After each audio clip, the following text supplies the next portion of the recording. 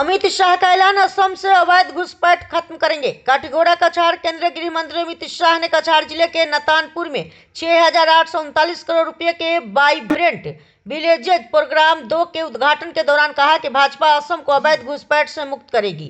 उन्होंने कहा कि 2026 में दोबारा सत्ता में आने पर राज्य में रह रहे सभी अवैध प्रवासियों की पहचान कर उन्हें वापस भेजा जाएगा। उन्होंने कांग्रेस पर घुसपैठ के मुद्दे पर नरमी बरतने का आरोप लगाया। इस मौके पर मुख्यमंत्री हिमंत बिश्व शर्मा, मंत्री अतुल बोरा, कौशिक राय, कृष्णेंदु पाल समेत कई जनप्रतिनिधि उपस्थित थे।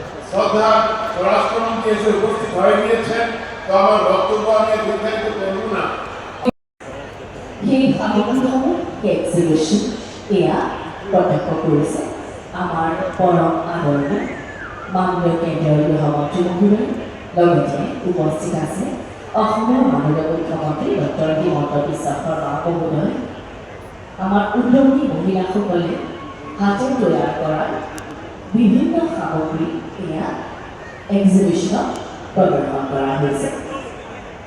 অত্যন্ত সুন্দরভাবে হাতে তৈরি সামগ্রীগুলো প্রদর্শন করছেন।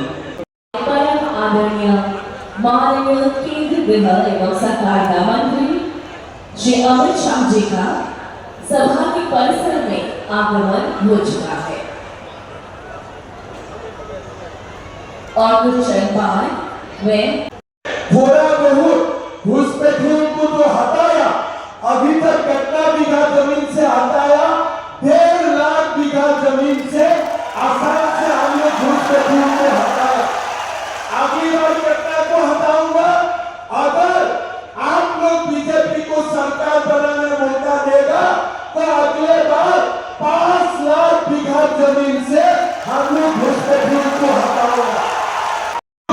एम्बुलेंस सारे कुछ आप लोगों को मिलेगा।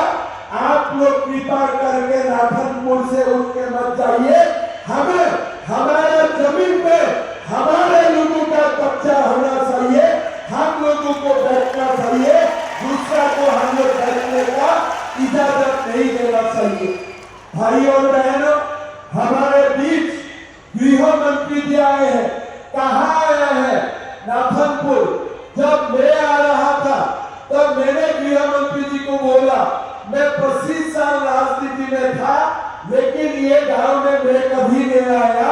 लेकिन जो गांव में असम का मुख्यमंत्री नहीं आया, वो गांव में आज कौन आ रहा है? भारत का गृह मंत्री आ रहा है। 40 गांव में पूरी सुविधा भारत के हर गांव जैसी होगी। और इसके साथ साथ अरुणाचल, बिहार, गुजरात, जम्मू कश्मीर, लद्दाख, मणिपुर, मेघालय, मिजोरम, नागालैंड, पंजाब, राजस्थान, सिक्किम, त्रिपुरा, उत्तराखंड, उत्तर प्रदेश और पश्चिम बंगाल पाकिस्तान और बांग्लादेश की सटी हुई सीमा के लगभग 334 ब्लॉकों में 2000 के आसपास गांवों का विकास का इस 7,000 करोड़ रुपए का कार्यक्रम आज यहाँ पर शुरू हो रहा है, जिसमें सुरक्षा से जुड़ी हुई योजनाएं, स्कीम सेचुरेशन से जुड़ी हुई योजनाएं और कई सारी कनेक्टिविटी की योजनाएं शामिल की है। मगर मैं बहुत ज्यादा इसके बारे में बताने की जगह आसाम की बात करने आया हूं।